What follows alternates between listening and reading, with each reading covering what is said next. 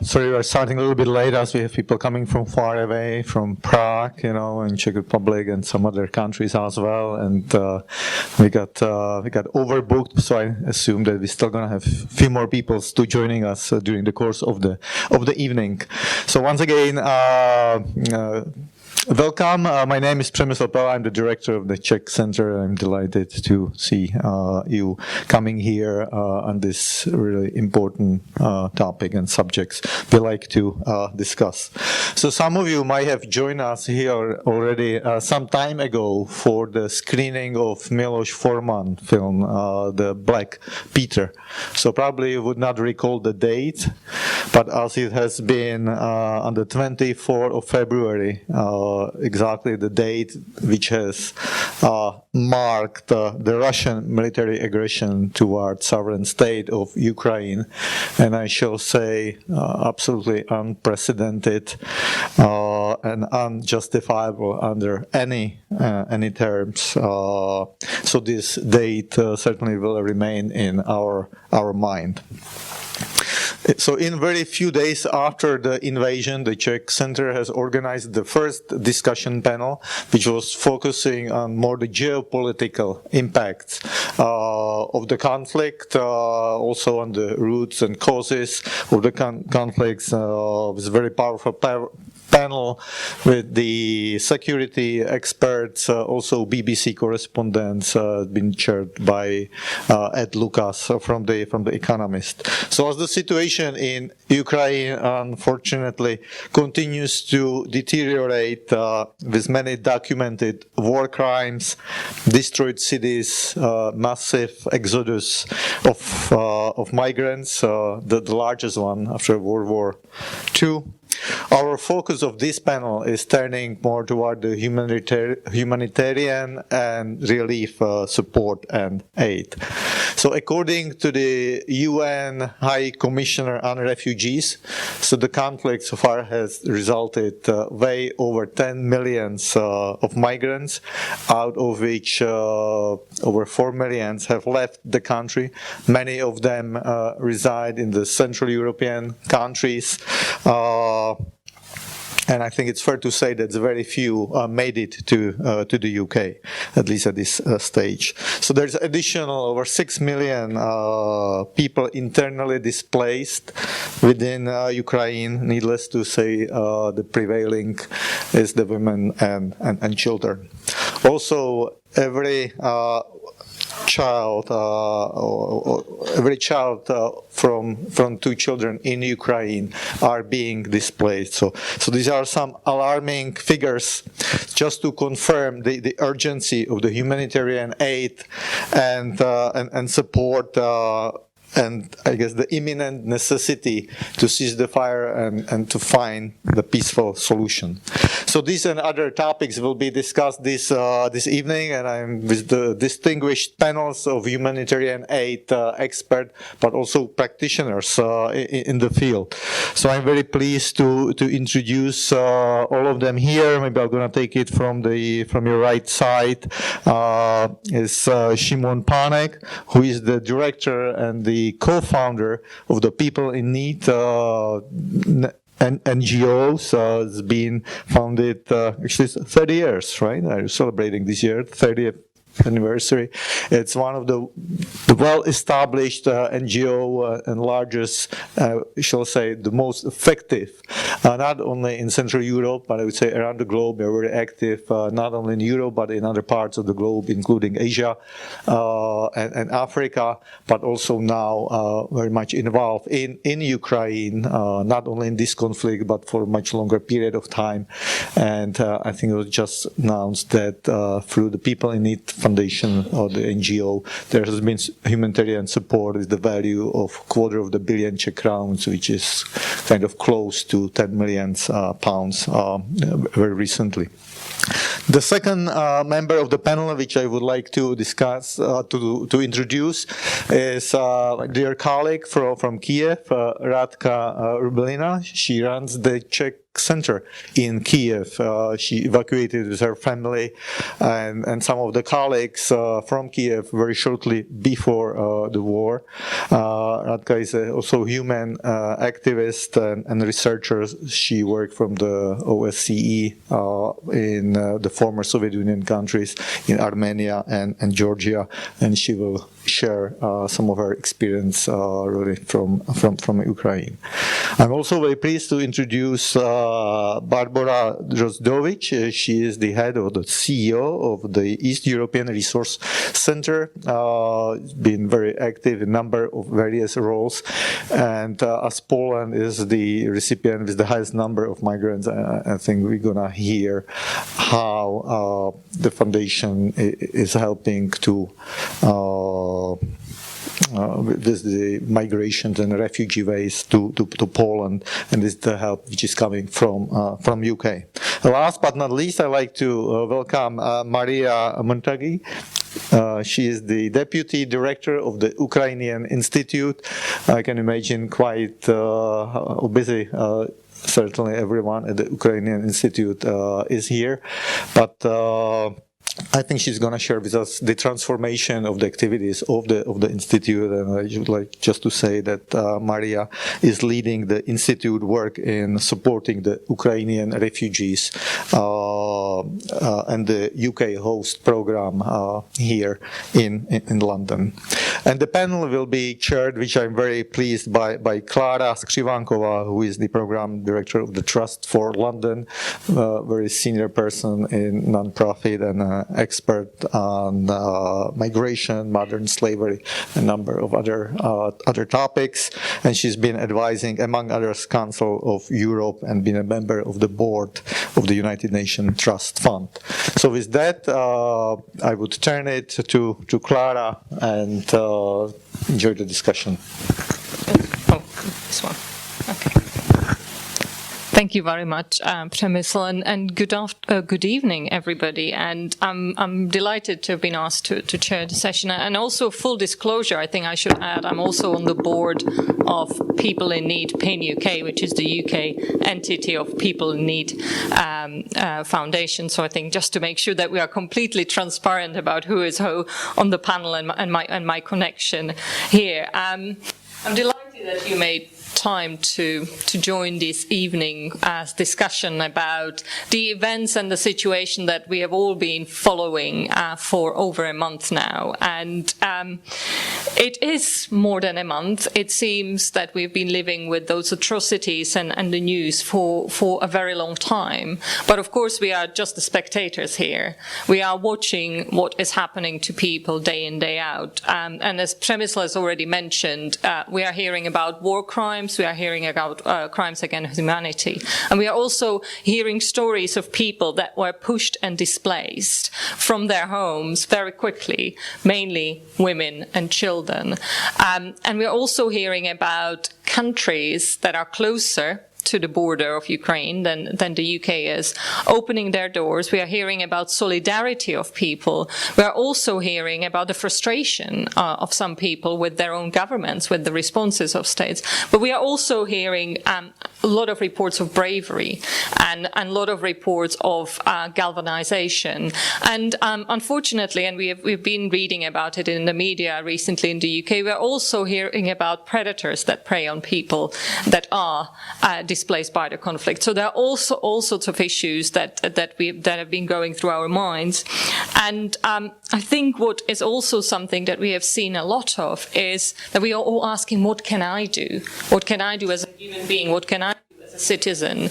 You know, we are seeing all of this happen, and we are seeing all of this happen close to our homes. And you know, most of us on the panel come from countries that have been very personally affected because it is very much part of our history. This is very much part of our geography. So there is a lot of feeling amongst us who live in the UK as well as those who live in the countries that are closer to the conflict. So I'm delighted that colleagues were able to make it from Prague to join the panel and talk to us about it. And perhaps if we can open the discussion by saying or asking you, how has the life of your organization or the work of your organization changed in the past 4 or 5 weeks? Shimon, you have been in the Ukraine for a very long time as an organization. So how does the reality of people in need response changed? Good evening. Thank you very much. Yes, indeed. We are the Czech organization which work in the first war in Chechnya, second war in Chechnya, the first war in Karabakh 30 years ago, and second war in Karabakh in the war in Ukraine 2014. So very close to the region with quite a lot of experience and experienced people who speak Russian, who knows how to deal with the post-Soviet soldiers, let's say, how to deal with the mentality. And in eastern Ukraine, we are since summer 2014. So, and we were working for the most of the time on the both sides with the problems being seen with suspicion either from government side and of course from the separatist side. Then they kicked out us from Donetsk, but they left us to work in Luhansk region, which is a smaller part of the separatist east. Why? Because humanitarian aid should be governed by the neutrality and the principles of following the need, not following who is controlling politically or militarily the region, which is not easy to explain often in such a conflicts.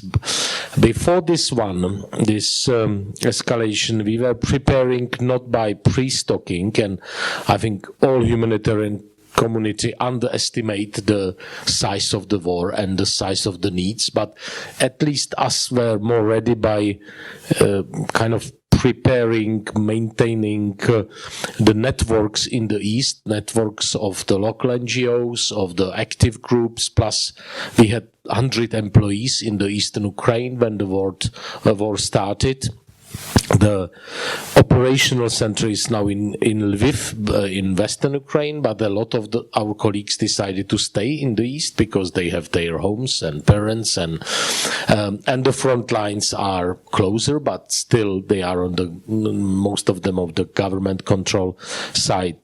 People in need opened the appeal immediately, and because of the topic which is very hot for the Czech public. We were invaded by Soviet Union in 1968, maybe some of you remember, and because they trust people in need, that in this part of the world we are really well placed. The answer was very strong. We got until now 65 million euro on a public appeal, which is for a single organization a big sign of the trust. And it also gives us opportunity to immediately react.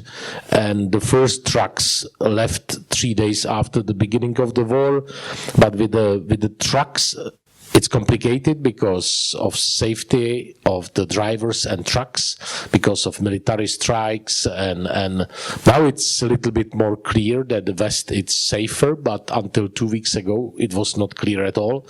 So we decided to use the trains, and we found a logistical, let's say, niche, how to use the trains which goes from Europe, from Czech. Then the cargo is reloaded to the Ukrainian. They have also different norm of the railways, not the same, the broader ones, not the same like in Europe. And through that we basically solved the problem of safety and security of the trucks, drivers.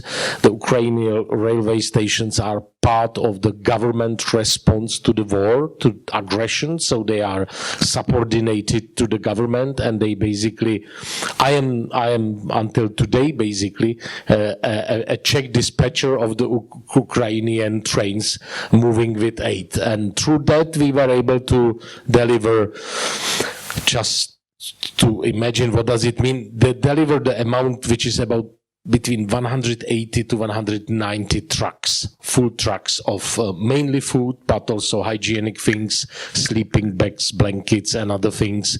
It goes as far as to Dnipro, which is a central eastern Ukraine. Then it's reloaded to trucks, and by trucks it goes to Sumy in the north, to Kharkiv, to Severodonetsk, to Kramatorsk, Sviatogorsk, all these places which are close to the front line, to Zaporozhye. And we were not able to get into Mariupol because we never got green light. They tried twice, but there was a clear shelling, but they turned the trucks basically. One.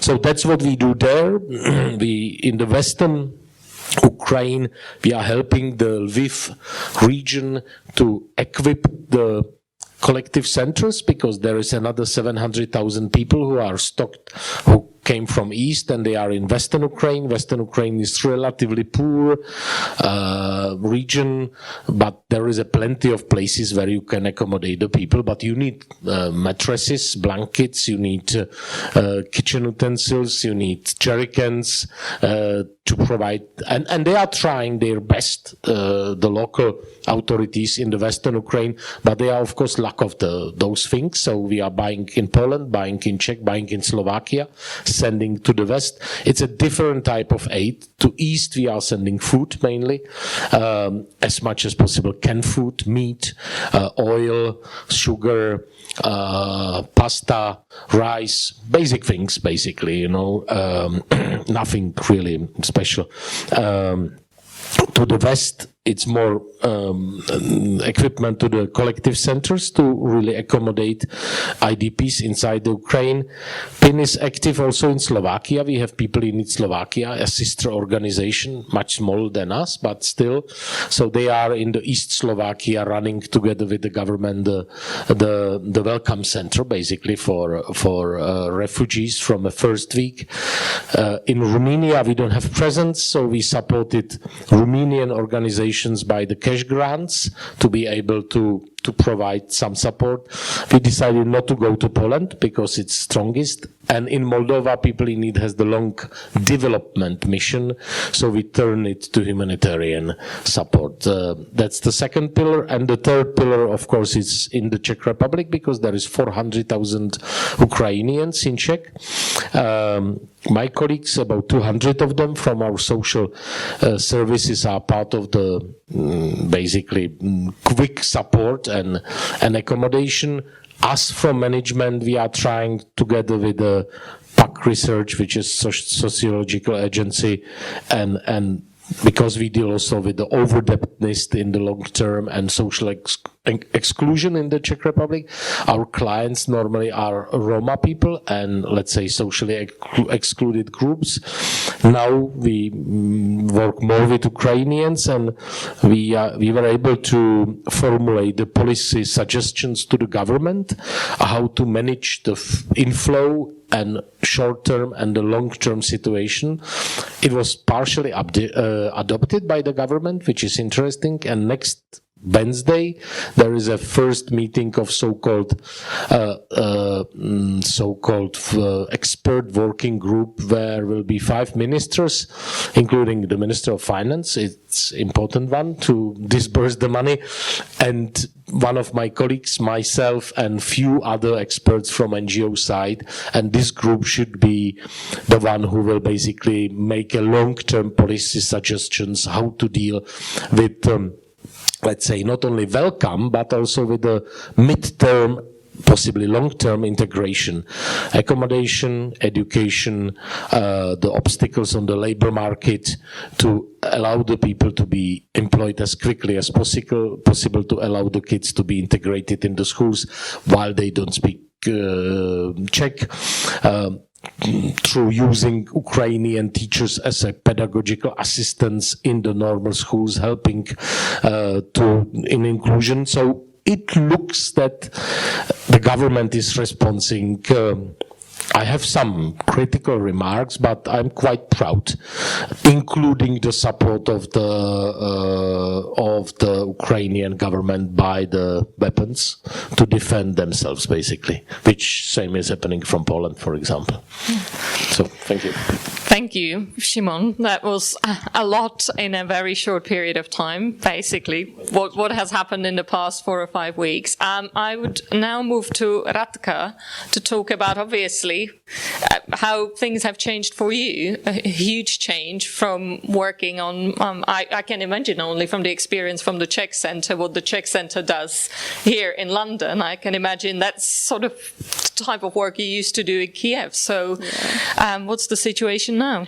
Yeah, thank you very much. We, as a Czech Center Kiev, we have planned an exhibition in the Boryspil airport this year, and we have planned some European trams going through Odessa. Nothing of that will happen this year, but very quickly after my evacuation on the 20th of February and after the start of the war on 24th of February, we have developed completely new programs and they were launched on 28th of February.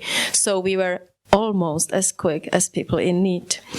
But our size is completely different. There are 10 persons working for the Czech Center Kiev.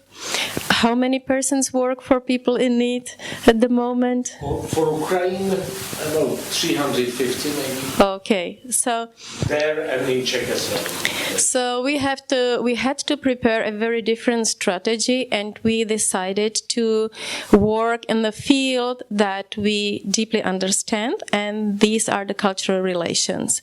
We decided to create a residency program for Ukrainian cultural managers, artists, any kind of people that are connected to culture, use all our funds to support these residencies and start with them as soon as possible. And that happened just 4 days after the war, when the really very, very first refugees came to the Czech Republic. Also, as the funds were pretty limited, we decided to work with the refugees on an individual basis and offer them very tailored residency with sort of financial support, but as well with sort of guidance or assistance in the new cultural environment in the Czech Republic. And we used our huge network of partners to incorporate the Ukrainian artists into the Czech culture scene. And they got an offer from us so that we would ensure their financial well-being for about 3 months. But we also expect that the other Czech organizations will offer them kind of job in the framework of any kind of project or maybe a long-term job, whatever, right? This is really happening. Two people have already signed their contracts, so it looks like a successful strategy, and we hope to go on like this. But at the very beginning, I would also say maybe one more thing. Me and my husband, as we both speak partly Ukrainian but a very good Russian, were part of the teams in evacuation trains in cooperation with the Czech Railways. The train was going from the Czech Republic to Ukrainian town Chop. So there was this great thing on this train that people didn't have to cross the border to wait hours or days at the border to get into the train. But this train operated for 10 days only, and then it was over. And then I think you took the activity over with the trains to Přemysl. So the short-term help was evacuation of our local staff and the evacuation trains together with the Czech Airways. I would like to say a few words about my staff. Half of them decided to leave the country, and they are all safe in the Czech Republic, and started to work on the new programs. And half of them, so we are talking about 4 of them, decided to stay in Ukraine. They are still part of our team. I ensured that they would get their salaries, and I prolonged their contract for another year so that they have at least some financial support from us, and they know that we still count on them, and they are very valuable part of our team. I think this support is extremely important, just to let the people know, just to have regular meetings and let the people know that they are still on the board and we didn't forgot about them. Do I still have a few minutes? Yep. Okay, then maybe I could talk a little bit more about our long-term help to the refugees in the Czech Republic, as the Czech Center Kiev always had a big portfolio on language courses, and we have developed a special methodology how to teach Czech, Ukrainian and Russian speakers. We switched into online format 2 years ago. We started using interactive e-books, and we decided to use all this knowledge for a long-term integration of the new coming Ukrainians to our country. We think it's extremely important. We also have 2 methodologists working for us. One of them is based in Ukraine, and she is Ukrainian. The other one is a Czech person based in Prague. And they both came together and during 2 weeks created a completely new methodology, which is based on some model situations that the refugees come to, like a school, bank, conflict, apologies, whatever, right? And this course takes about 12 weeks and is open for anyone who came to Czech Republic or anyone who is waiting for on the border. It's online. People want to join and want to learn Czech very quickly because they want to work in the Czech Republic. It's obvious. They don't want to apply for a refugee status. They don't want to get money from the state. They want to be independent and work in the Czech Republic, or most of them, of course, hopes for very soon return to their country. Thank you. Thank you very much, Radka. And also, I think we'll be handing over to Barbara next.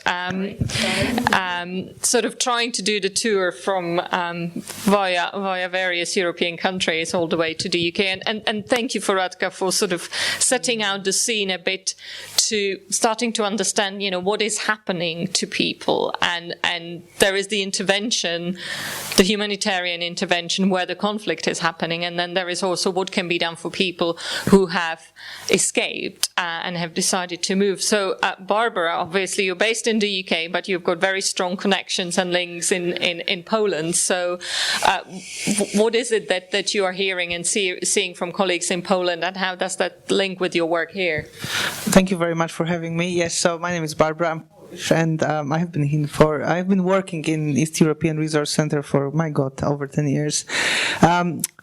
Just a very quick intro that as a charity we do support Eastern Europeans from the broad spectrum of Eastern Europeans, so people from Central Eastern Europe and those who are disadvantaged, marginalized, exploited, and so on. So when the war started, I was in Poland, and that has been incredible visceral shock to the organism of every Pole, and I would imagine every other Central European. I think that it has woken some really deep-set demons in us. This is why the response of the Central Europe has been such strong, very personal response to the plight of Ukrainians, and the unfairness of this war and the brutality of it has been so very strongly felt. That has been useful in accommodating millions of people who had to leave their country.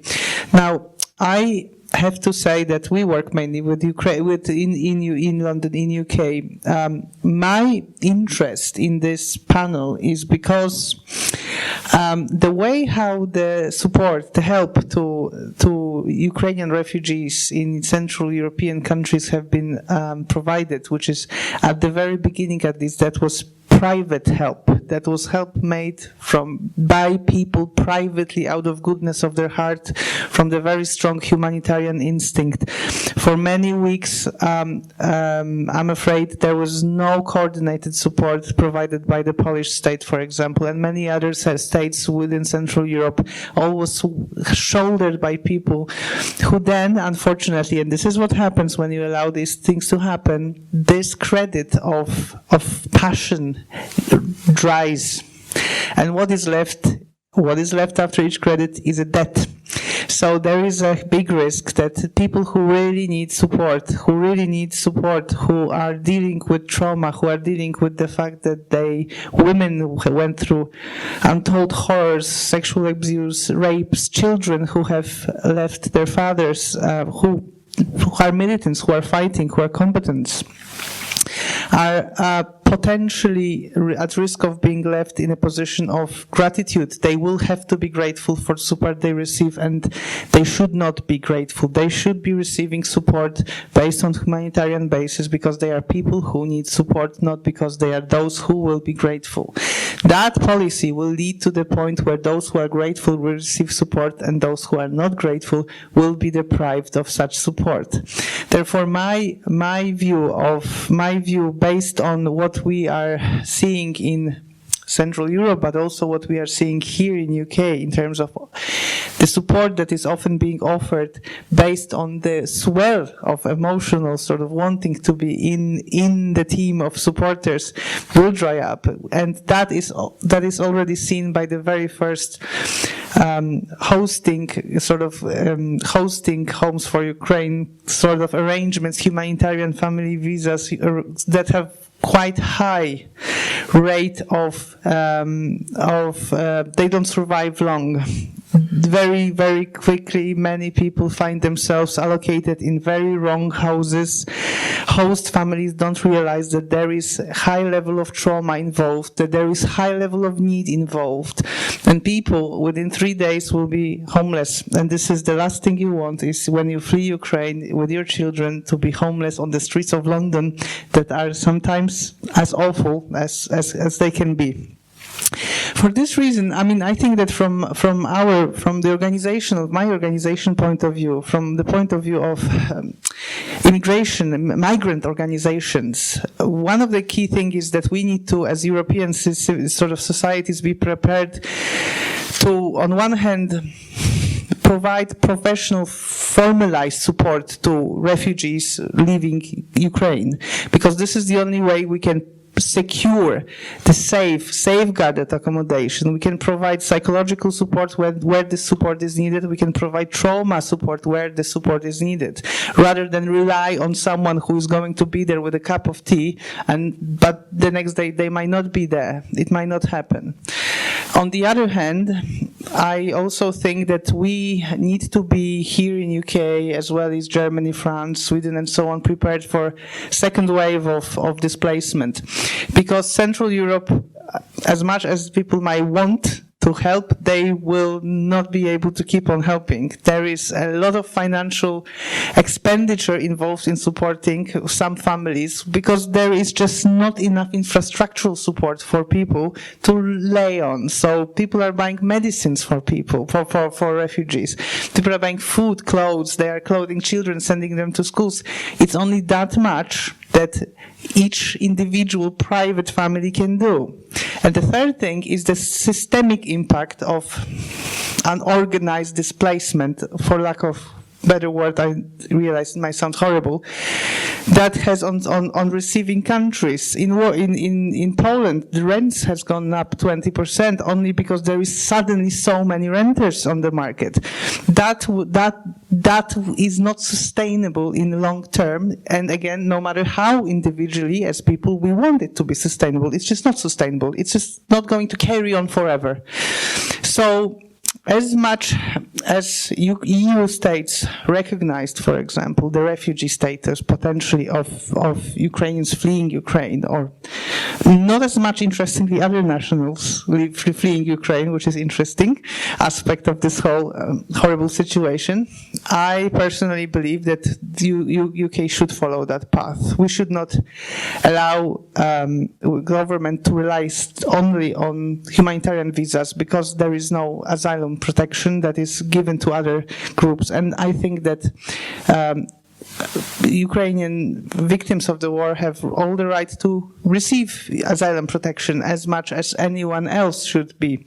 So the question is how we deal with how well we are prepared for any potential secondary wave of displacement, and how do we support people who are trying to deal with the horrors of their life and of happened to them and their families right now in situation of displacement. Because those who have left the 4 weeks ago, I mean, people who live the situation of war need help. They need help. They cannot just get up and go. They just cannot just get a job and be jolly. It's just not working like this.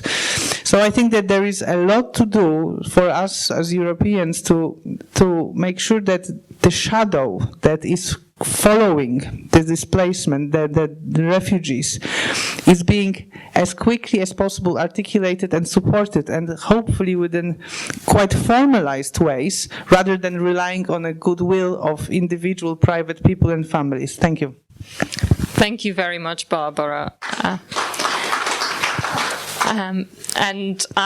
I will now move on to Maria, whose, I think, job has changed very much over the past 5 weeks, hasn't it? The Ukrainian Institute in London, again, I assume, was a very different institution, not necessarily a humanitarian point. And yeah, and I think you are dealing with some of the issues that Barbara has just been describing. Yeah. So, yeah. What's the situation on your doorstep? Thank you very much. And thank you so much, Barbara. I just felt like I wanted to stand up and give you a big hug during everything that you said, because I relate to it so much. And maybe I'll come back to that in a minute. But so the Ukrainian Institute London is an independent charity. We have a team of 2 people who are part-time. And as well as freelancers who help us. For example, we have somebody who helps us a few hours a week to coordinate our Ukrainian language school. And we have a lot of fantastic volunteers who have been working with us for a long time, without whom we simply couldn't run. We are dedicated to broadening knowledge about Ukraine through events and film festivals and cultural initiatives and our Ukrainian school. And we've done things like film festivals and literary events at the British Library, this kind of thing. I suppose pretty similar to the Czech Center types of activities. But since the 24th of February, our work has looked very different. And we have had an extremely overwhelming number of emails and requests and media requests and invitations to have meetings with top-level politicians, MPs, asking for guidance and in very much in need of expertise on Ukraine. So just to give you a little glimpse into how our work has changed. In January, we had a couple hundred views of our website. And since the 24th of February, we had over 1 million views in the first couple of weeks. We have an info mailbox, and before the 24th of February, we would get kind of 10 emails a day. And as I'm sure you can imagine, we're no longer getting 10 emails a day. We've been getting all kinds of inquiries, people wanting to coordinate humanitarian aid, lorries going to Ukraine. We've been putting people in touch to hospitals with medical supplies, because people type in, Ukraine, London, UK, and they find us and they think, oh, that's the Ukrainian Institute London. They'll be able to help me. They must have a big team. And actually, we do have a big team because we've got absolutely fantastic volunteers. We've been continuing to run events, so we've had events with Ukrainian MPs who briefly came to London, with Andrei Kurkov, who is an absolutely iconic writer, and many other events that we've held since the 24th of February. We've been keeping up our language school. We've also been running a history course online. So we've been keeping up all of our core activities, but in addition to that, my time has been very much dedicated to refugee support, and that wasn't really something that we decided for ourselves, but rather in response to the number of people emailing us asking for help.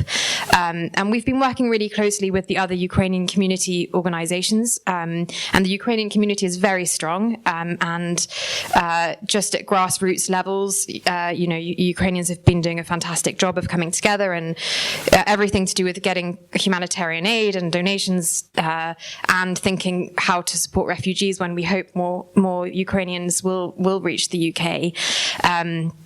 But we have, the Ukrainian community, whilst we only have 2 members of staff who are paid anything, we do have, and we're working full time, obviously, and we do have that core support, whereas the Ukrainian community, that is fully volunteer led. So we do take our role seriously in terms of being able to help, to be working closely with the Ukrainian community, but to try to have a more strategic response, essentially, to responding to these requests. And it quickly became apparent that there wasn't another organization really able to do that quickly.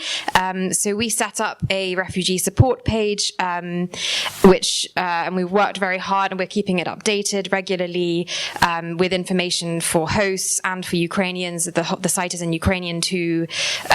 We've also got a page with suggestions on how people can help, because that's another thing, people were just emailing us in desperation. How can I help? What can I do? And so our website homepage now has lots of suggestions of what people can do, where we recommend donating to, and other ways, if people can't donate, that they can support. And yes, and we've been responding to a lot of requests of people very confused by the crazy system for Ukrainians to be able to get to the UK. I have thought a lot about this process, and I'd love to speak a bit more about the issues that are there. And also thinking about the issues that there are for international aid in Ukraine itself, and it's fantastic to hear about the work that Szymon is doing. But I also really want to echo what Barbara mentioned earlier about this need for formalized processes and support, and that we cannot rely on goodwill. And that is something that worries me a lot, because I already see how burnt out the Ukrainian community is getting, and I'm getting personally, and my team is getting, because we're just trying to do so much right now, and there just simply aren't the systems in place to be doing all of this. And the very visa process is relying on the goodwill of sponsors. So I kind of wanted to just speak a little bit to explain the system that exists right now. I don't know how many people already know how this system is working. I don't really know whether to take up time with this right now, but maybe I can come back to it. Well, maybe we can actually start the next part of the discussion when you have already, all of you, brought up the need for systems, the fact that goodwill is fantastic, solidarity is fantastic, but it's not sustainable, and it can also over time become quite dangerous. So I think it would be a good time to start talking about what does this type of professional support look like, and what can people do to actually push for it or support it. So Maria, if you wanna start us by talking about the system in inverted commas that has been set up in the UK. Sure. So I'll try not to speak for too long, because there are so many problems with it that I could easily speak for over an hour just about the process that currently exists. But I mean, one of the really big problems with it is that it doesn't allow for organizations to support. So one of the things that breaks my heart is that I'm getting emails every day of, for example, just a couple of days ago, a hotel the hotel owner was ready to give up his whole hotel commit to that for a year to give 210 rooms to Ukrainians, just like that.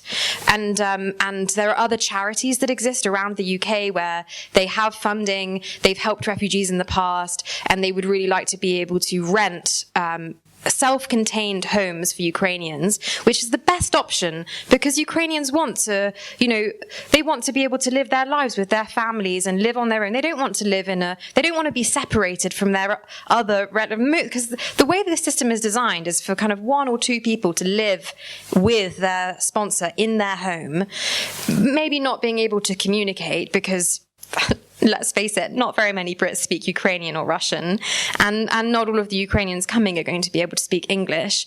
And being in someone's home long term, because the sponsors have to commit to 6 months like that, it isn't sustainable. And wouldn't it be great if charities and organizations were allowed to... I've had property companies emailing me saying, we can help with apartments for people where they can have self-contained accommodation, which is and other charities that want to both provide self-contained accommodation and support programs to be able to not just give a flat, but be able to help support Ukrainians in the UK. And at the moment, the system doesn't allow for them to do that. You have to have an individual sponsor. So the only ways that Ukrainians can come to the UK right now is either if they have family already here, and then they are applying to go and live with their family, which even in itself is a problem, because some relatives, they'll love their Ukrainian families, but they might not want to have them living in their homes for a year, or that might not work out. And then what happens? And like you were saying, then this is going to lead to homelessness and all kinds of problems. Or the second route in now is that it didn't exist to begin with, but now it does exist, that anybody in the UK with a spare room, or if they are able to host Ukrainians, they can register their interest. And then, but at the moment, the EU government is not supporting people to be able to match sponsors and Ukrainians. So charities are doing that themselves. And I know the main charities that are the people that are working for these main charities, they're absolutely overwhelmed trying to suddenly do this, and they're doing that on their own. So there are 200,000 people in the UK, and actually I shouldn't be talking about the UK, I should be talking about England, because Scotland are doing things differently, and they're doing a much better job, and they are not, they do not say that you have to have matching already. But in England, somehow the sponsors and the Ukrainians have to get matched. 200,000 people have voiced their interest to host, and to date, less than 5,000 visas have been, through the sponsor scheme, have been approved. And the main issue with that, first of all, the number of problems with this process is astonishing. I can give you many examples, and it's inhumane. It really is, with the number of, and it's not just about the red tape. The actual existing process just isn't working. Oh, I can give you many examples of quite how bad it is. People are, maybe I'll come back to that in a minute, but to your point about formalizing the process, this is completely relying on sponsors to take responsibility for people that are going to come and live in their homes, and of course there is government support to help with some costs and so on, but I think that the way that this system is designed, it is relying on goodwill of people. And longer term, I just am very worried about how that's all going to work. But secondly, just for me to be able to unload on you all a little bit, the kinds of messages and emails that I'm getting every single day, it's the same stories about absolute chaos trying to get visas to come to the UK. And it really is putting people's lives at risk. A friend of mine from Zaporizhia, her son is type 1 diabetic, and they are in Poland right now. But they really want to come to the UK because they speak some English. They don't speak Polish, and they've actually worked hard, and she's worked hard to teach her son English. So she'd really like to come here. She's got her family set up. She's very worried about her son, and being type 1 diabetic is really worrying, especially after everything they've been through. They've fled a war zone. We can't even imagine what life looks like for them. And I've got other friends that are going to come to live with my parents. They're also waiting. And people arrive in Poland, they're in refugee camps in eastern Poland, and then they are somehow expected to travel to the very small number of visa application centers in Poland to go at a specified time to an appointment for their visa. And then people are managing to get there, and how are they supposed to? There's no help about how to get to a visa application center. So then people are finding somehow to make their way to a center to manage to get there at the specified time. And I've heard stories of people who get there and are then turned away because the system doesn't show they've got an appointment, even though they're able to show that they do have an appointment. There are people who then receive the visas, and then they have the photo that someone that I know, their child, they were given the visa and it had a photo of a different child on their visa. So then they had to get another visa. There's delays with emails coming through. So actually the visas have been processed, but then people aren't receiving the emails. So somebody else anecdotally arrived in the UK finally because they just went to the center and got their visa. And then after arriving in the UK, 10 days after they arrived, they got an email saying that their visa was ready to be picked up. I mean, the system is not working. I've got many more examples like that.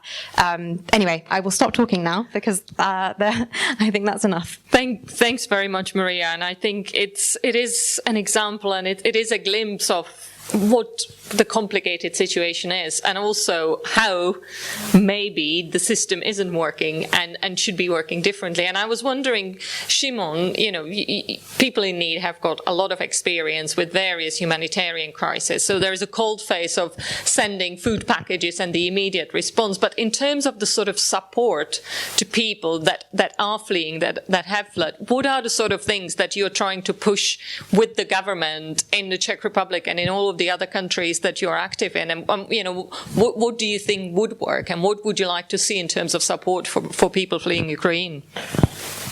Well, I was here talking as CEO, which is managing 350 people working with Ukrainians, so quite technically compared to my colleagues. And it's true, I'm sitting and managing the things and meeting the politicians and pushing for systemic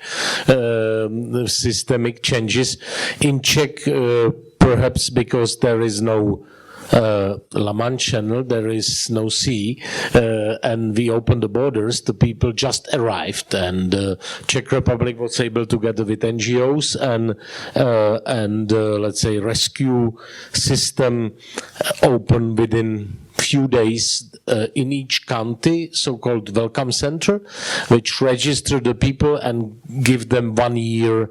It's not asylum, it's a temporary protection because of war, but 1 year, and up to date 330,000 people were registered, and it's expected that at least 70, maybe 100, 120,000 people didn't register. They just rent the houses or the flats and start to work. So it works. The people have some, there is a per head, per person in the family, 200 euro per month, which they can get immediately. So the family can get 800 euro, let's say, which is not much, but is something. And there is a program how they can approach the school, and the schools are obliged to start to include them. It will be complicated, of course, because of capacity, and we don't have big optimism about this last 3-4 months. But let's focus on the 1st September, which is the beginning of school year in Czech.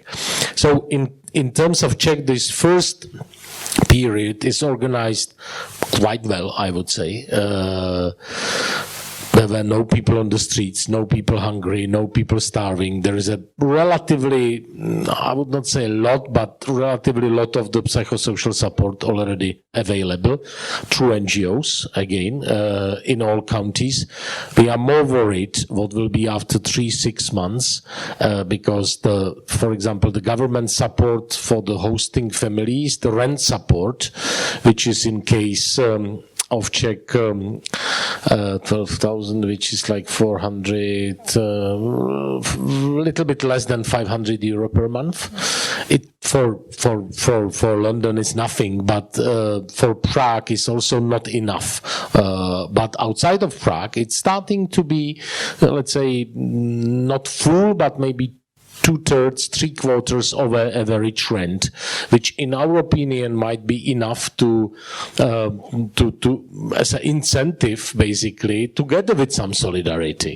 Let's say, let's match these two things together, but the solidarity itself, if you have to subsidize for a year or 2 years and you are not upper middle class, it's starting to be difficult even economically. So the government should provide this type of support together with the obligatory right to get the kids included. And what's really good that the government is really quickly lifting. We have a Lex Ukraine, a special law which was passed through the parliament, which is basically regulating these things and giving the government quite a lot of the mandate. For example, defining this fee, the rent support fee, and lifting some of the obstacles on the labor market. So the professions which normally would have to go through the 1 year practicing and then examination, it should be shortened for 3 months, for example. So opening the labor market as much as possible, so the people can be employed. So it looks positively, and I'm surprised by the government. The Lex Ukraine is a good thing because it's already passed through parliament, so there is a strong mandate by the parliament. Yes, we want Czech government to execute it. Still, the issues are with the fact that the government kind of promised the rent support only for 3, respectively 6 months, which is a very short period, and it's not certain that they will prolong it. We were pushing for 9 to 12 months, which in our opinion might be not enough, but for at least some of the families enough to really get on the market, being employed.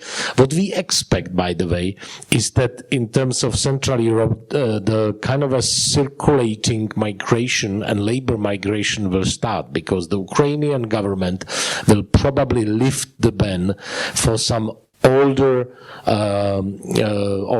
let's say, segments of the male population to travel, if the war will develop in the way as it developing now. So, for example, males over 50 will be allowed to travel, and most of them are fathers. So they will go in Czech to join the wives with kids, and they will probably try to find the jobs, because the jobs in Czech are much better paid than in Ukraine, and it will start. So we don't expect all of them go back. We think some of them will go back, but some others will come to Czech in the meantime. So it's starting to be a long-term issue, which what we are trying to push as NGO, and myself personally, I'm well known as a CEO of big NGO with relatively big respect from political, let's say, elites. Let's take it as an opportunity, because there is a lot of young people. The Czech Republic, of course, the mortality is higher than natality. In terms of numbers, our population is declining very slowly. It's not like Russia or other places. So let's take it as opportunity. Let's invest into that a couple of billion euros during the next 1-2 years, and it will probably pay back in a longer period. It's not easy to persuade the politicians to take billions of euros on the table, but there is at least some discussion about it. And so we work on the very concrete level with the people, but we are also trying to use our long-term experience, position in Czech, and also the cases, and translate it into the systemic or policy suggestions to the government. I think Barbara wants to follow up with something. Yes, I'm going to that's an interesting point, because this is something that I've been thinking about quite extensively. Poland is one of the countries that has been victim of quite extensive drainage of bodies. I'm not going to say brain drain, I'm going to say whole body drain. Poland lost over our accession to EU probably around 4 or 5 million bodies to Western Europe. Those bodies are being replaced consistently by Ukrainian bodies. That's been for quite a few years. I think at the stage of where the war started, we might have had over 2 million settled diaspora of Ukrainian diaspora. That may also explain why so many Ukrainian refugees joined their families, but also obviously felt maybe welcomed in Poland because it's just such a sort of happy Ukrainian country now, which is great. But thinking about future of Central Europe, my concern is that I would like to invest in supporting Ukrainians and bringing them back to Ukraine as soon as possible, simply because that will stabilize the region, and obviously there is an element of biopower here in play. So literally moving bodies, seen as understood as breathing individual units from one country to another, and I completely understand, because that sounds like a good plan. But from humanitarian point of view and kind of long-term planning, it would be beneficial if some level of stability and balance would be retained and sort of brought back to Ukraine, because Ukraine depleted from their own population, and also let alone psychological impact of this on dispersed Ukrainian population in Europe, that for some reason or the other might be prevented from or not encouraged to return, and that might be also done through high-level politics of European powers that might see a bit too much opportunity in preventing returns, organized and supported returns to Ukraine, will mean that the Eastern Europe will potentially again be out of balance, and God knows where would that go. Obviously, as Central Europeans, we all want to see Ukraine reinstated, peaceful and powerful, and our partner, obviously, and Ukraine has been kind of almost archetypically fighting for democracy for so many years that it's really heartbreaking to watch what is going on there. But that is my voice in this discussion, simply, and this is also something that I believe, as an organization, that we should be doing. So as much as agency as possible should be given to people who are currently in Ukraine or fleeing or have fled. But also that support to return might have long-term sense for Europe as such, for our stability and peace and democracy, to make it as smooth as possible, transition to the peaceful times.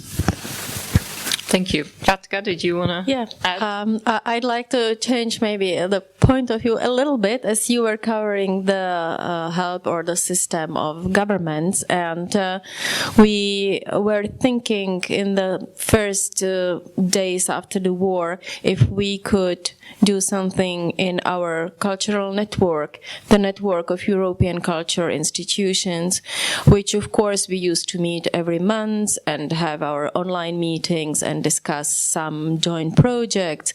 And then we thought we might react together to what's going on in Ukraine. Of course, we will cover the artists or our partners back in our homes, but what's happening with the people who decided to stay in Ukraine and defend the country, or volunteer and help to the refugees, and all these people that had to change, as we did, they had to change their everyday routine so drastically. For most of the artists, it meant they lost their contracts, they couldn't work anymore, they started doing completely different things with zero income or a very small income. So when we started thinking systematically, we decided to join our efforts, and we had 2 running European projects, projects funded by EU. We applied for change in that project, and we used all the money from these 2 projects for sort of stipends or fellowship program, however you want to call it, for our alumni, just to support them during these very difficult months. So it was meant for 3 months, but we opened the call for applications and it was full within 5 hours, and we had to close it. So just imagine the funds of 4 European culture institutes all put together, and they were gone in about 5 hours. So the need for financial support there in Ukraine, in the country, is just enormous. And basically my last 2 weeks of work are filled with the ways how to finance the people there.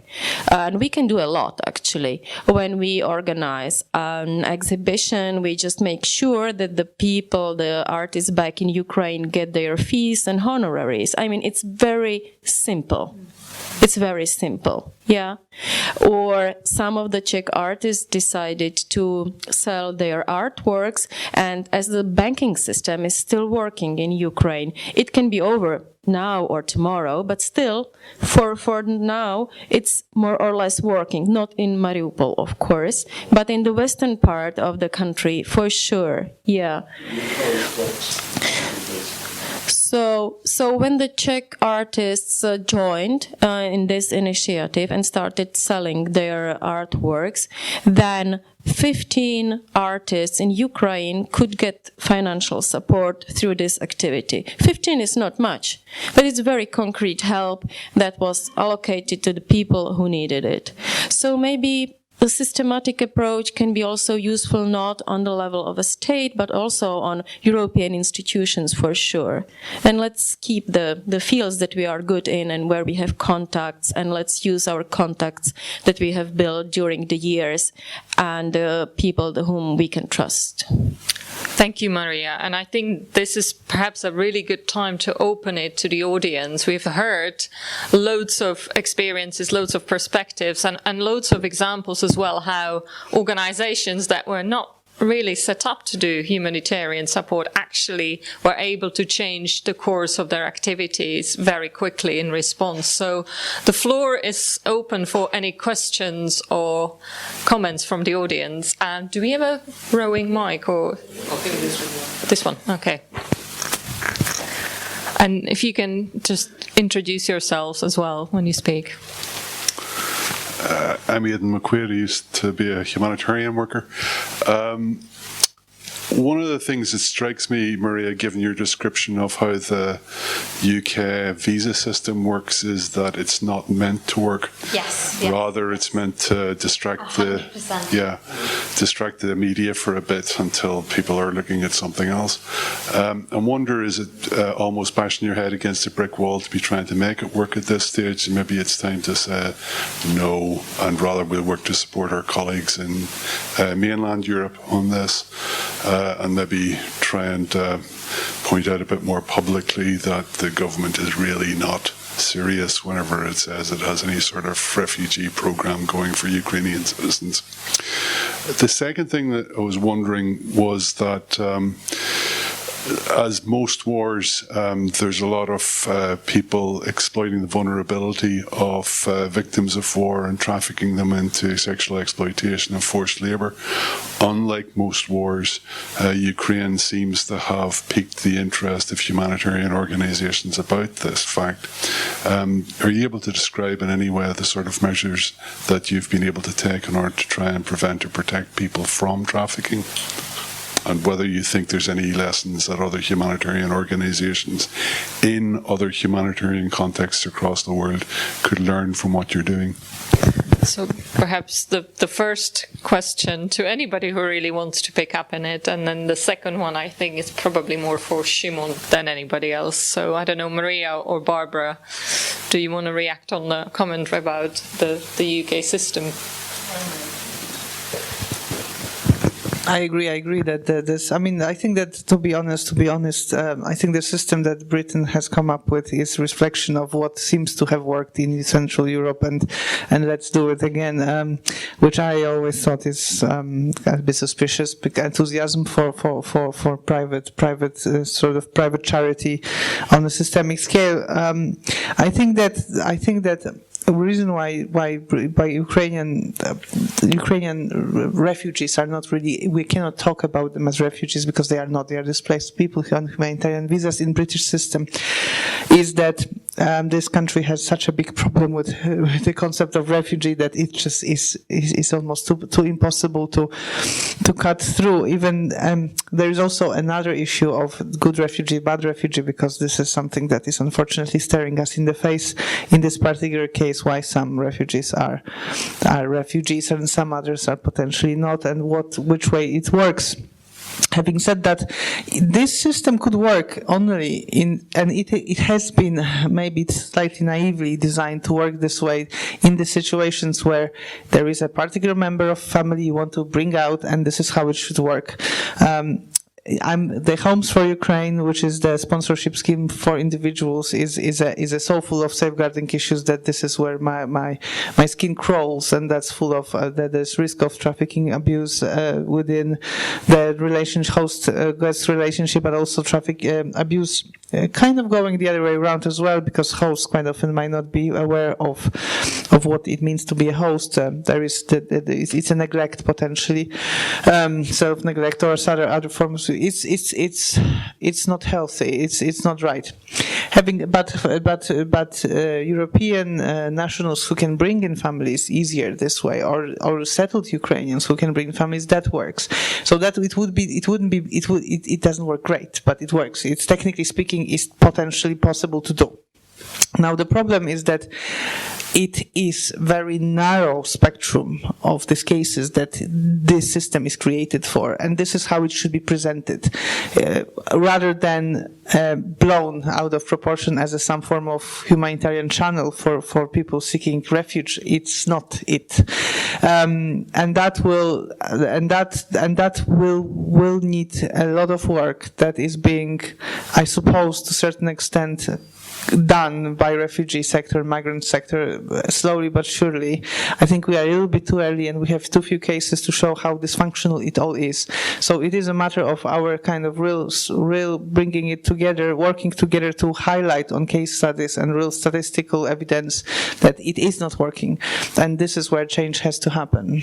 So to identify and articulate those parts of where change needs to happen, whether the change might happen on systemic level, that's another case, another thing, because it is not easy policy area for impress this type of positive changes, but we need to fight. Thank you. So first of all, I agree with you that it's not a coincidence that the system doesn't work, and I think it's important to highlight as well that it hasn't been working for Syrian refugees and Afghan refugees. And I mean, I know that it was a different system, but still this country is not exactly welcoming of refugees or migrants in general. But I don't agree that then what we should do is just try to support our colleagues in Europe, because it's simply not right. It's not fair to accept that. And I mean, Poland, I was in Poland myself, meeting relatives who managed to cross over, and I mean, like you were describing earlier, and that being volunteers, it's astonishing how people have been supporting, and as you were rightly mentioning, it's not sustainable to rely on that long term, and the UK can help, and also British people want to help, and companies and organisations. I mean, all of these places that are writing to the Ukrainian Institute London, who were able to actually help on quite not just one family, but hundreds of families. So I don't think that we can just accept that our system doesn't want to allow for us to help. I think we have to keep fighting, as Barbara said, and lobbying, and also keep trying to make it work within this system that does exist. And I respect so much the charities that are helping with this system, because it can work. If you're ready to really persevere with it, it can work, and you can get your friends and relatives here.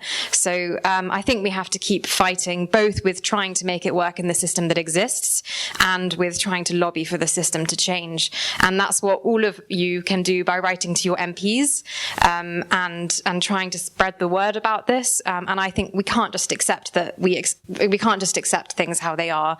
And I believe that things can change. I mean, the number of things that have happened since the 24th of February that the UK has decided, that the EU, the US has decided to do, we never could have imagined would happen. So I really do believe that we can still have more change moving forward. And yes, it would be the trafficking question is something that people are asking me about all of the time, and I agree with Barbara about my skin crawling too. The extent to which the Homes for Ukraine application process is such a problem, and it really does make it easy for trafficking to happen. So yes, sorry.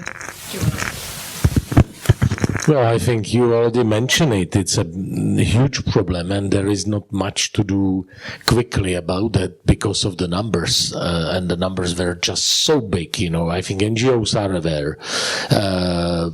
I know that in Slovakia, probably in Poland, in Romania, the police is on the border and in welcoming centers. In case of Czech, I think there was a very strong message from the Minister of Home Affairs that police will go and prosecute in a very tough way all misusing of the situation of Ukrainians. And I know that people reported already 500 cases, and in 130 cases the police started to act. So the messages from politicians are important, NGOs, media to know it, to make it public, to make it to sensitize the population that there is such a problem. Help phone lines, help.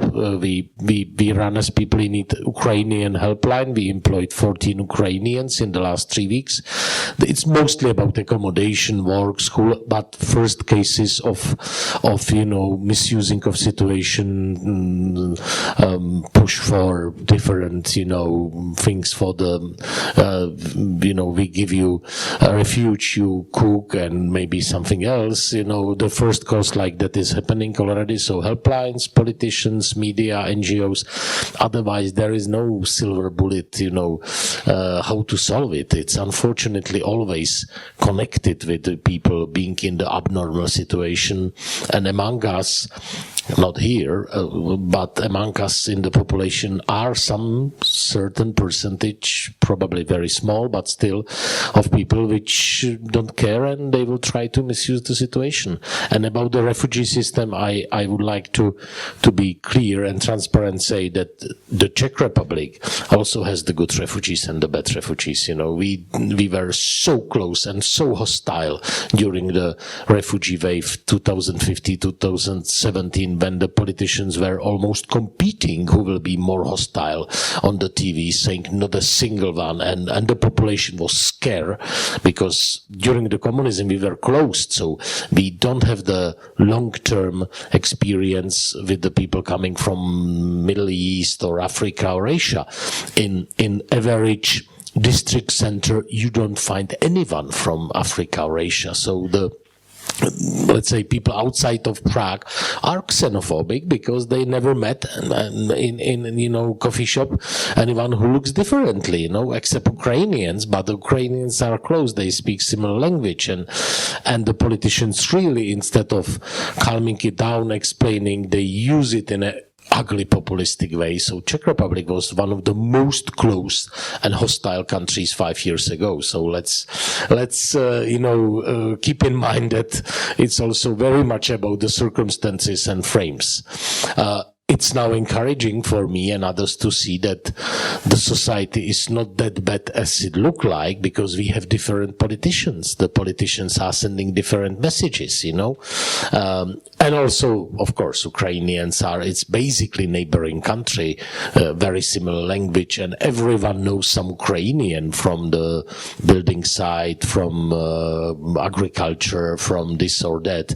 So, in this case, it's, and plus we were invaded, and we really feel Russia as a kind of a ultimate threat to the existence, It's not like in Spain or here, probably, but 5 years ago the Czechs were behaving extremely ugly.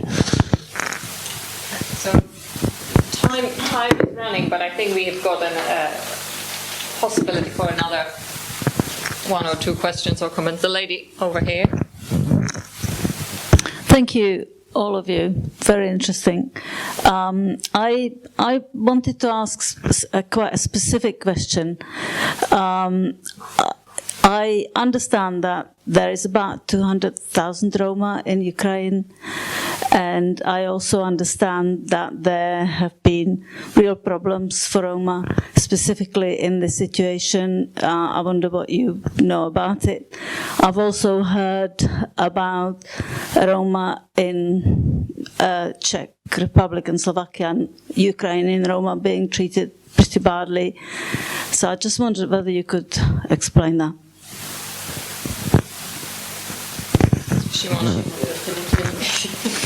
Well, I know very little about the details. I know that some bigger groups of Roma people arrived to Czech. We just discussed it on Monday with a colleague who is from a Prague, City Prague organization, and who decided to take 3 groups of Roma to the accommodation. Some of them are in Brno, in Moravia. Well, the treatment is a mixture of the prejudices plus, at least some of the groups behave in a way which is not easy to be accommodated, and an owner of the hotel, if he can accommodate Ukrainian, I would say, mothers with kids, or the big group of Roma which quite quickly show that it will be difficult to manage them. It is a difficult situation. So, but I know 2-3 organizations which are already working on that and trying to find solutions and accommodate some of them in a small groups.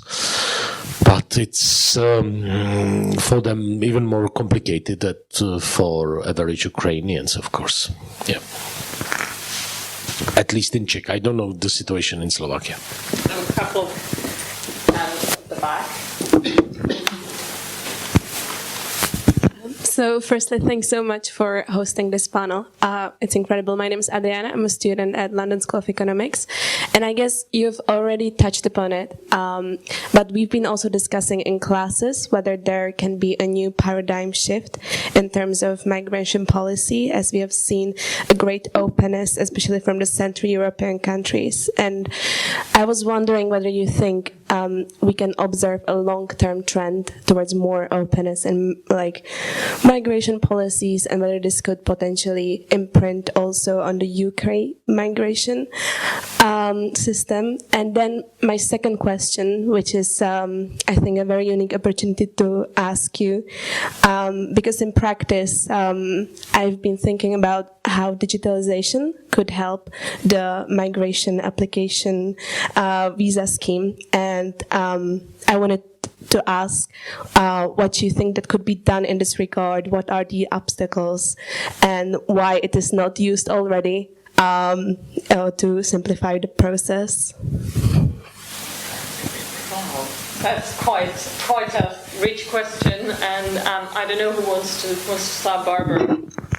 I can start with digitalization, because actually the Ukrainian visa system, humanitarian systems has been digitalized.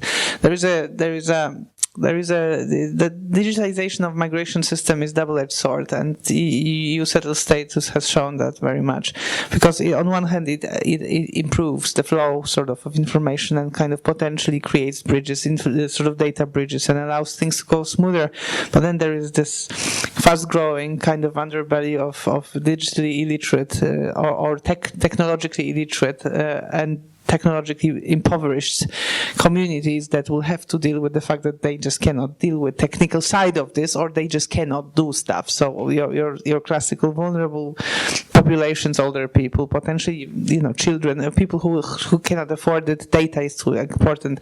Now in this particular situation, my big worry is that we are talking about people fleeing war, usually very often as they were at the point of fleeing the war. So expecting them to, Britain expects them also to have full set of documents, which is quite interesting concept when you think about war refugees. Interestingly, reports I've heard from at least Poland is that people tend to be much better documented than migrants from refugees from more far-flung regions. Nevertheless, children lack, for example, documentation, and British system blocks the whole family migration process because the child is not undocumented. And that is partially because it has been digitalized. So that's a big problem. so every digital revolution needs to have some sort of human face and some sort of aspect where we can work around ones and zeros, because at the end of the day, there is always lots of exceptions, and as simple as that. Maybe I could just say my experience from the evacuation trains. The people had a driving license, some of them internal ID, just a few of them had the international passports, and the kids were just like with their parents that will say, this is my mom, this is my aunt. That was all that they could say about themselves. So in this situation, to get full information about the person, very, very difficult.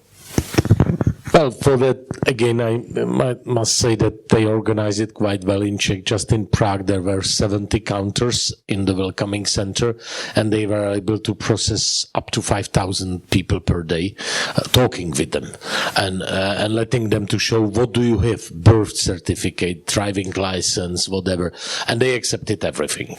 So it was very generous in the beginning. And regarding, so it was not digitalized, there was an interview, but applying for the monthly financial support, which is €200 per person, this can be done, and it's mostly done by already digital electronic request, and government send it to the account. The problem is that the banks are not able to process so quickly so many new accounts. So people can get the money electronically, but they have to wait 2-3 weeks to get the account number, because, you know, the banks are not able to open 70,000 accounts in 1 week, maybe here, but not in the Czech Republic. So the numbers are also a problem. I would not only blame governments, well, with the British immigration system, but the Polish, for Ukrainians, but the Polish government, which opened the borders and received 2 million people, you know, Slovaks, even Romania, you know, poor country relatively, the Czechs.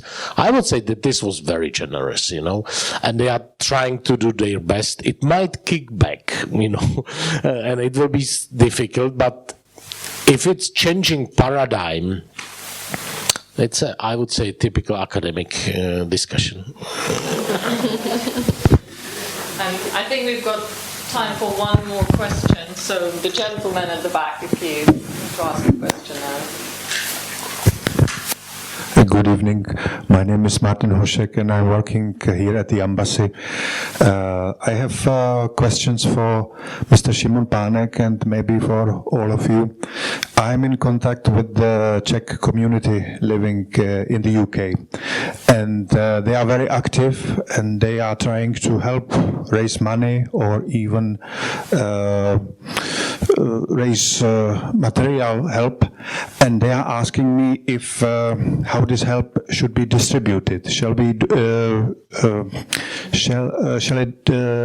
be through the people in need, or shall it be through the Ukrainian embassy in London? Because I know that when I was looking at the web page of the people in need, that it might be a logistical problem to have it transported from London or even from us to Prague.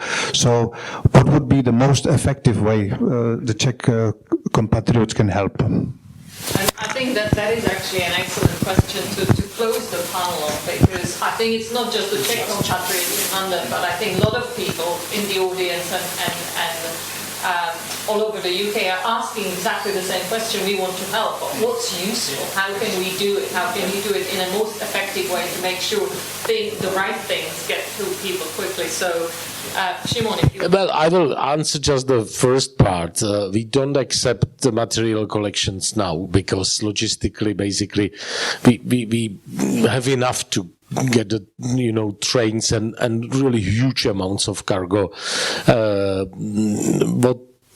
What we try to redirect in Czech, but there is a 400,000 people newly. If someone is doing a small collection try to find the local NGOs or agree with the local council and equip the families which are coming, because they are coming just usually with the bags, maybe 2 suitcases. Only minor number of them came with the cars, and even to the car you don't put the things, you know. So there is a lot of collections which are now working locally in Czech, and I think that's much better than to try to put different things together and get them in the war. In the war you need a simple, because of handling there and distribution, you know, they need 10 pallets of sugar and 10 pallets of oil to put it in the, you know, easy packages and distribute it. If they get a typical material collection, it's a nightmare, because each thing is different, you know, and you mix the clothes with the food and toys and books, and it's almost better to throw it away in the war than to try to sort it out and distribute. That's from my personal experience. So let's try to redirect it locally with the money. Well, the embassies are fundraising for defense of Ukraine, and I think it's each person decision. I know plenty of Czech businessmen who donated quite a lot of money to the Ukrainian embassy in Prague, and the embassy is buying the weapons and ammunition basically and sending it to Ukraine. And I think it's a part of embassy work during the war. Of course, we can't do it. We don't do it. We have to keep neutrality, and it's in our DNA. So, and I think it's more important to donate locally and to try to do the things locally. Of course, our account is open for fundraising, and we are happy for the donations. But I think it's less tempting than to help in Ukraine, but maybe it's more logic to try to help here, to people who are coming here, you know, to try to really, but you know it better than me. I'm next with the microphone. I would say, yeah, so that's an interesting question, because I think that there is such a strong psychological pressure to need to help, and that's a great thing that we need to use. My personal view would, I agree. So if we want to, there will be a lot of people in need here. So there is always a point of directing to organizations such as mine, obviously. But you guys, you're doing a lot locally, lots of organizations, and if not, I would say alternatively, those who work on the border or in Ukraine. And for the links to do that, I would refer to Maria, who has all that information on their website, which I honestly believe that we should promote, because this is where the help is needed, and this is where people locally will know what to do with the money to help them. Yeah, I would like to stress once more that the banking system in Ukraine is still working. So you can use that possibility through the page of Ukrainian Institute. Found the NGOs that are trusted and just support them with the financial sum that you think that is useful. That's it. Thank you. I know I shouldn't, but there's just one other thing that I wanted to say based on our discussion earlier, which was just to echo you both on the fact that, and just to convey the fact that all of you, and I've been in touch with a lot of Ukrainians over the past weeks who plan to come to the UK, and all of them are planning to be here very temporarily. And your point about wanting to help people get back to Ukraine is such an important point. And one of the things that's quite common, as you were saying too, is that a lot of people don't have international passports, but they are now able to get to the UK thanks to their visa application and appointments and so on. They get their visa and they can come. But one of the repeated questions that I've been getting is, what about getting back to Ukraine? If I don't have an international passport, will I be able to get back? Because as soon as I can, I'm going to be back in Ukraine helping my compatriots, you know, back to my relatives and so on. So I do want to emphasize the fact that Ukrainians do want to be getting back to Ukraine as soon as they can, as much as we can do to try to support that, but also to think about the long-term plan of rebuilding Ukraine and investing in, you know, in agriculture, in tech, in you know, as you're saying, the banking system does still work. I've got lots of friends and colleagues who are in Ukraine working in IT and, you know, trying to keep the economy going. And in Western Ukraine, you know, there are still a lot of businesses that can be invested in. I've been buying all of my gifts for everyone from shops in Ukraine that are still delivering. And And so, that's we really need to think as well about helping to rebuild Ukraine in the future. But back to the question on how to help. There are if people are collecting things to be sent to Ukraine, there are collection points across London. We link to them on our website. So yes, that's still a very important way to help too. I agree about how there are many ways that people can help, and we are updating our page very regularly, and we're working closely with all of the other Ukrainian organizations. And there are lots of ways to help, including writing to your MPs, including joining demonstrations, and there are, so it's definitely have a look at our website. And then the last thing I would say is I really encourage people to donate directly to volunteers and organizations who are on the ground rather than the Red Cross or UN and other other international aid, because that's kind of a long story, but I really believe that's the best way you can help, is the direct help to people on the ground. And you can also do that through UK registered charities, Ukraine Charity and British Ukrainian Aid. I know the people running those charities, and they are working really closely with volunteers on the ground, getting that money sent very quickly. So you don't have to do an international transfer yourself. You can donate to one of these UK registered charities who are then quickly getting the money to people on the ground. And just also defense, I really do think, and that's what Ukrainians are telling me every day, is actually what they really need is support with bulletproof vests and helmets and drones.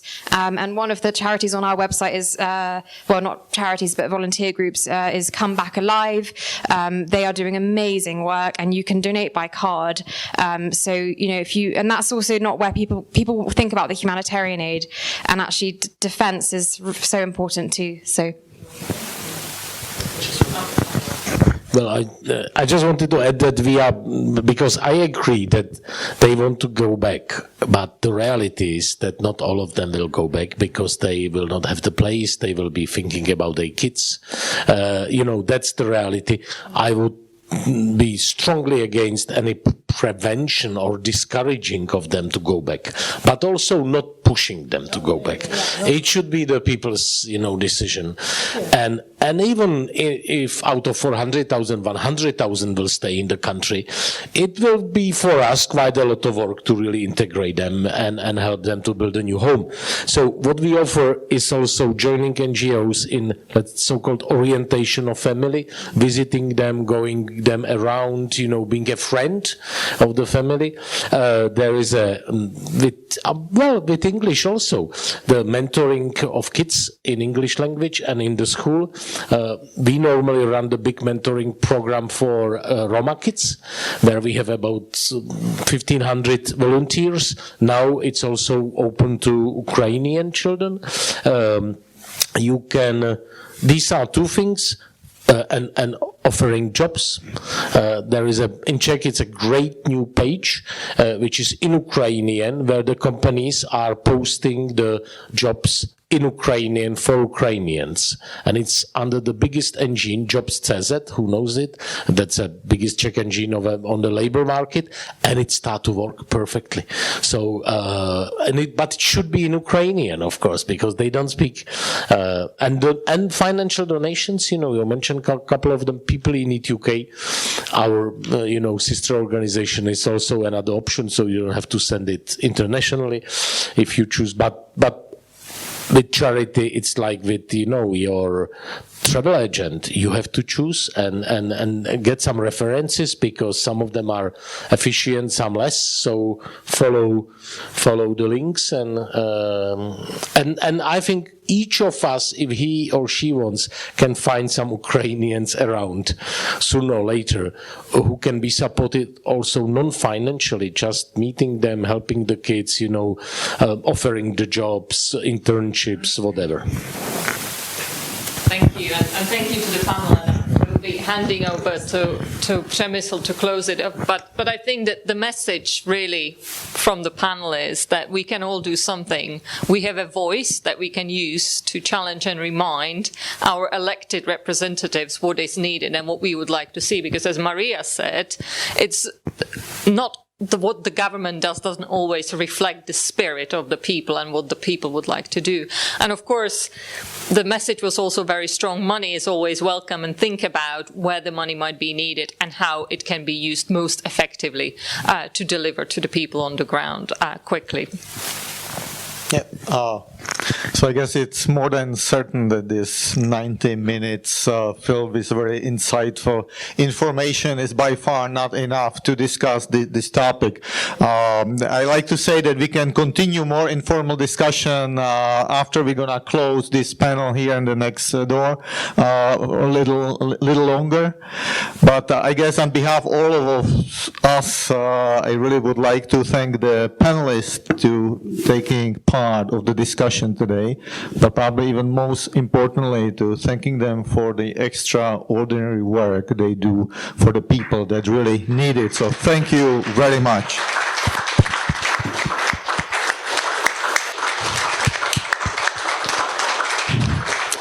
And as it has been mentioned, there is the handout, so please take it. There's much more information on all the institutions that have participated this evening, but also information on very in details how you can participate and support the activities in Ukraine, here in the UK, in the Czech Republic, and elsewhere. So thank you for coming, and please still stay around for other chats. Thank you.